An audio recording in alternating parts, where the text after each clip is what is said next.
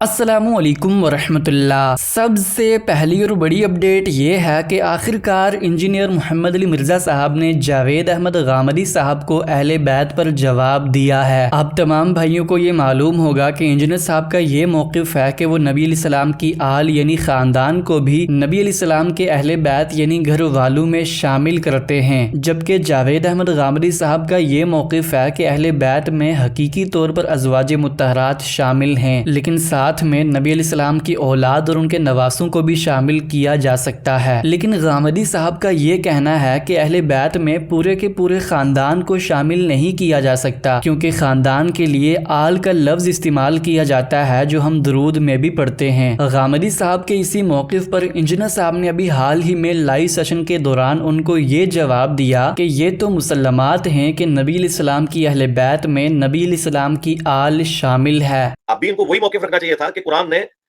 آل علی، آل عباس، آل جعفر کو نبی علیہ السلام کے آل البیت میں اس لیے ذکر نہیں کیا، یہ مسلمات میں سے تھا، کیونکہ اولاد تو کبھی بھی رشتے سے باہر نہیں ہو سکتی۔ خون کے دودھ کے رشتے کے جو لوگ ہیں جن کے ساتھ آپ کا رشتہ بنتا ہے، خواہ وہ آپ کے کزنز ہوں، آپ کی اولاد ہوں، وہ کبھی بھی اولاد سے باہر نہیں نکلتے۔ ہاں، بیویوں کے لیے بتانا پڑا کہ یہ بھی آل البیت ہیں، لیکن بیویاں اسی وقت تک آل البیت ہیں جب تک وہ خامند کے عقد میں ہو۔ جب خامند اسے طلاق دے دے پھر وہ آل البیت نہیں رہتی، لیکن طلاق کے بعد بھی اس بیوی سے جو اولاد ہے وہ آل البیت رہتی ہے۔ لہٰذا میتھمیٹیکلی یہ چیز بالکل ایک کامن سینس والے بندے کو بھی پتہ چل جائے گی، اگر وہ اپنے کامن سینس کو یوز کرنا چاہے، کسی ضد اور ہردربی پہ نہ اڑا ہوا ہو، کہ اولاد کو اہل البیت سے کبھی خارج نہیں کیا جا سکتا سوائے ایک استثناء کے، وہ کافر ہو جائے۔ لیکن یہ جو ایک دجل والا سلسلہ شروع کیا ہے حدیث کے ساتھ، اس کو توڑ موڑ کے پیش کرنا، سیدھی طرح یار انکار کرو حدیثوں کا، لیکن بنو امیہ کی چاکری کرنے کی خاطر آپ لوگ حدیثوں کا فارم بدلو، محدثین کا فارم چھوڑ کے اپنے فارم کو بیچ میں داخل کرو۔ محدثین سے حدیثیں لے رہے اور فارم اپنا تون رہے ہو بیچ میں، ظالموں منکرین حدیث ہو جاتے ہیں نا، کوئی غم نہیں تھا، حدیث کی تعریف نہیں کرنے دیں گے، بالکل چمڑی اتار دیں گے علمی طور پہ جو بندہ بھی حدیث میں گھسے گا۔ ٹھیک ہے، تم لوگوں کا لیول نہیں ہے سمجھ رہا، ادروائز جو تم اس وقت ناسبیت کا جھنڈا اٹھائے ہوئے ہو نا، میں ایک ایک کر کے کپڑے اتاروں نا کہ جہاں جہاں تم لوگوں نے دجل کیا ہے حدیثوں کے ساتھ تو چھوڑوں نا، پہلے اپنا لیول بڑھاؤ ویورشپ کا، پھر انشاءاللہ تعالی ایڈریس کریں گے۔ نیکسٹ اپڈیٹ یہ ہے کہ کل رات کو جاوید احمد غامدی صاحب نے انجینئر محمد علی مرزا صاحب کو اس اعتراض پر جواب دیا جو انجینئر صاحب نے یہ بیان کیا تھا کہ ہم ازواج مطہرات کو حقیقی اہل بیت اس وجہ سے نہیں مانتے کیونکہ ان کو طلاق دے کر اہل بیت سے خارج کیا جا سکتا ہے، جبکہ نبی علیہ السلام کے خون اور دودھ کے رشتے یعنی کہ نبی علیہ السلام کی آل کو تبھی اہل بیت سے خارج کیا جا سکتا ہے اگر وہ اسلام کو چھوڑ دیتے ہیں۔ اچھا ہم سب ایک اور بات کہی گئی ہے کہ یہ جو حیثیت دی جاتی ہے ازواج مطہرات کو، بیوی تو نکاح کر کے آئی ہے، جب تک نکاح قائم ہے اس وقت تک نسل کا بھی حصہ ہے اور نسب کا بھی حصہ ہے، لیکن اگر وہ الگ ہو گئی، طلاق دے دی گئی تو وہ تو چلی جاتی ہے، لیکن اولاد تو نسل میں رہتی ہے، اصل ہوتی ہے۔ تو اہل بیت میں اگر کسی کو مراد لینا چاہیے تو وہ تو اولاد ہونی چاہیے، اس لیے کہ بیوی کو تو آپ طلاق بھی دے دو چلی جائے گی، لیکن اولاد کو تو آپ طلاق نہیں دے سکتے۔ اس استدلال پہ کیا کہیں گے کہ ان سے کہنا چاہیے کہ بارگاہ خداوندی میں پیش کر کے قرآن میں ترمیم کرا لیں۔ قرآن مجید بالکل واضح ہے، اس میں کوئی ادنا تعجب بھی نہیں۔ میں نے یہاں بتا دیا آپ کو کہ سیدہ سارہ کو اہل بیت کہا گیا ہے، اس کے بعد کوئی گنجائش رہ جاتی ہے باقی؟ تو اس وجہ سے اللہ کی کتاب کے سامنے سرنگوں ہونا، سر تسلیم خم کرنا، یہ ایمان ہے۔ یہ نہیں ہے کہ اس طرح کی باتیں کر کے اللہ تعالیٰ کو تجویز کیا جائے کہ یوں ہونا چاہیے تھا اور یوں ہونا چاہیے تھا۔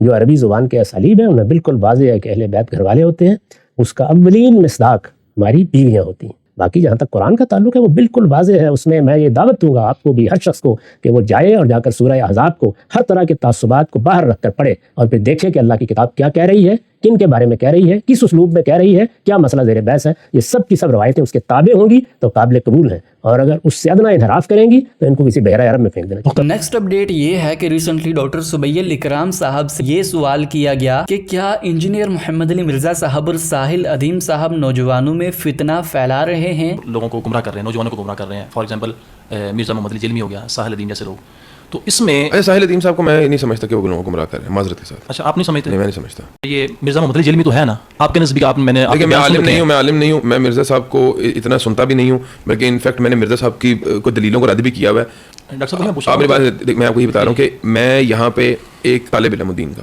بلکہ کم علم ہوں، ٹھیک ہے؟ بات سنیں، نوجوانوں کا ذہن دین کے نام پہ کوئی نہیں خراب کر رہا، کوئی بھی نہیں کر رہا، میڈیا کر رہا ہے۔ آپ کے جو ڈرامے بن رہے ہیں پاکستان کے اندر، جو فاشی کے اڈے کھلے ہوئے ہیں یہاں پہ، جو یہاں پہ بغیرتیاں ہو رہی ہیں، وہ خراب کر رہے ہیں نوجوانوں کو۔ دین کے نام پہ خراب کر رہے ہیں، ہم نے دین کو بلیم دے دیا، ہم دین کو ذمہ دار ٹھہرا رہے ہیں نوجوانی خرابی کا۔ یہ وہ کنسیپٹ ہے جو کہ تباہی کا باعث بنتا ہے۔ اور میں دیکھیں، میں کیوں نہیں بات کی، آپ نے دو بندوں کا نام لیا، میں نے کیوں نہیں ان پہ بات کی کہ یار کیا دین کے نام پہ خرابی ہو رہی ہے؟ نوجوان کو خراب ہونے کی مزید ضرورت، دین خراب کر رہے ہیں، ڈرامے خراب کر رہے ہیں، ٹک ٹاک کا کیوں نہیں ذکر کرتے؟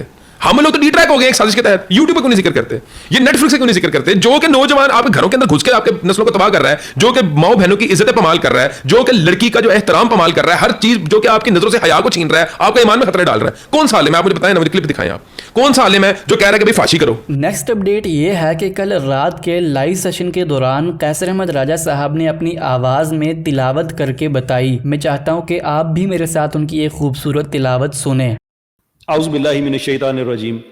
वमा कान लिमुमिनिन वला मुमिनतिन इज़ा क़ज़ल्लाहु व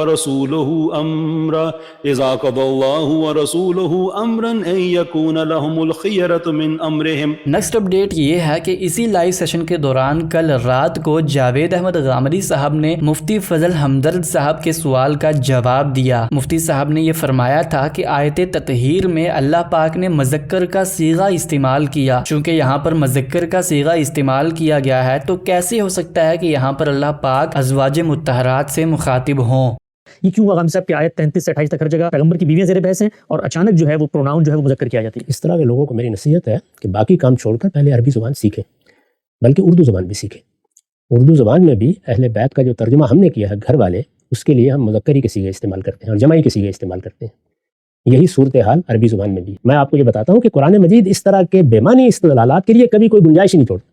आप जाइए सूरह हूद में ज़रा वो वाक़या पढ़िए जिसमें फरिश्ते आए, वो सैयदना इब्राहीम के पास आके एक तरफ उनको एक बशारत दे रहे हैं। उस मौके पर जब उन्होंने बशारत दी है तो वहाँ तन्हा सैयदा सारा है, तन्हा सैयदा सारा जी, उनके दरमियान और फरिश्तों के दरमियान मुकालमा हो रहा है। जैसे ही उन्होंने बशारत दी तो उन्हें ताज्जुब हुआ कि मैं तो बूढ़ी हो चुकी हूँ, मेरे खावंद भी बहुत बूढ़े हैं, हमारे यहाँ औलाद कैसे हो जाएगी, ये क्या बात है। अब देखिए फरिश्ते क्या कहते हैं, वो कहते हैं अताजबीना मिन अम्रिल्लाह, मुअन्नस का सीगा, वाहिद का सीगा, कोई दूसरी औरत मौजूद नहीं, कोई बच्चा मौजूद नहीं, अताजबीना मिन अम्रिल्लाह, अल्लाह की बात के बारे में ताज्जुब करती है। यानी एक खातून को खिताब करके कहा है। उसके बाद आगे क्या है, रहमतुल्लाहि व बरकातुहु अलैकुम अहलल बैत, ऐ घर वालों तुम पर अल्लाह की रहमतें और बरकतें हो, इन्नहु हमीदुम मजीद। औलाद भी नहीं और होगी। ये देखिए ना औलाद है ना कोई है, सीगा भी जमा का है और मुज़क्कर। सुभान अल्लाह जी। अरबी ज़ुबान का उसलूब भी यही है, ऐसे मौक़ों पर जमा के सीगे इस्तेमाल होते हैं, जैसे ही अहले बैत का लफ्ज़ आएगा और मुज़क्कर के सीगे इस्तेमाल होते हैं। ये ज़ुबान है, नुत्क़ है, मंतिक नहीं है। ये थी आज की सारी अपडेट्स। मिलते हैं इसी तरह की नई अपडेट्स के साथ, तब तक के लिए अल्लाह हाफिज़। अस्सलामु अलैकुम व रहमतुल्लाह।